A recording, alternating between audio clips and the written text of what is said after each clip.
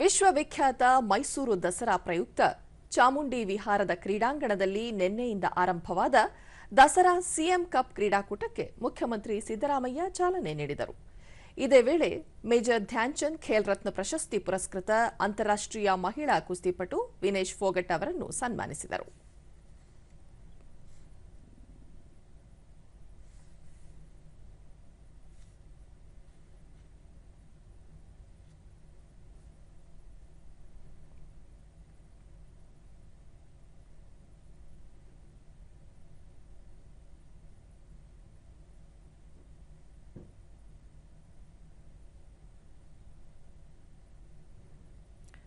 ಬಳಿಕ ಮುಖ್ಯಮಂತ್ರಿ ಸಿದ್ದರಾಮಯ್ಯ ರಾಜ್ಯ ಸರ್ಕಾರ ಕ್ರೀಡಾಪಟುಗಳಿಗೆ ಎಲ್ಲ ರೀತಿಯ ಸಹಕಾರ ನೀಡುತ್ತಿದೆ.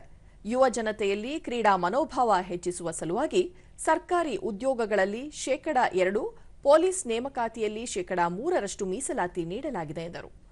ಒಲಿಂಪಿಕ್ಸ್ ಕ್ರೀಡೆಯಲ್ಲಿ ಭಾಗಿಯಾಗಲು ರಾಜ್ಯದ 60 ಮಂದಿ ಅತ್ಯಂತ ಪ್ರತಿಭಾನ್ವಿತ ಕ್ರೀಡಾಪಟುಗಳಿಗೆ ವಾರ್ಷಿಕ ತಲಾ 10 ಲಕ್ಷ ರೂಪಾಯಿಗಳನ್ನು ವೆಚ್ಚ ಮಾಡಿ ತರಬೇತಿ ನೀಡಲಾಗುತ್ತಿದೆ. 2028ರ ಒಲಿಂಪಿಕ್ಸ್ ಪದಕ ವಿಜೇತರಿಗೆ 6 ಕೋಟಿ ರೂಪಾಯಿಗಳ ನಗದು ಬಹುಮಾನ ನೀಡಲಾಗುವುದು ಎಂದು ಪ್ರಕಟಿಸಿದರು. 60 ಜನರಿಗೆ 10 ಲಕ್ಷ ರೂಪಾಯಿಗಳನ್ನು ಕೊಟ್ಟು ತರಬೇತಿಯನ್ನ ಕೊಡ್ತಕ್ಕಂಥ ಕೆಲಸವನ್ನ ಮಾಡ್ತಾ ಇದ್ದೀವಿ. ಪ್ರತಿಯೊಬ್ಬರಿಗೆ 10 ಲಕ್ಷ, 60 ಕ್ರೀಡಾಪಟುಗಳು. ನಾನು ಅವರು ಗೆದ್ರೆ ಅವರಿಗೆ ಕರ್ನಾಟಕ ಸರ್ಕಾರ ಬಹುಮಾನವನ್ನೂ ಕೂಡ ಕೊಡಲಿಕ್ಕೆ ಬಯಸ್ತಾ ಇದ್ದೇವೆ. ಒಲಿಂಪಿಕ್ ನಲ್ಲಿ ಗೆದ್ರೆ 5-6 ಕೋಟಿ ರೂಪಾಯಿಗಳನ್ನ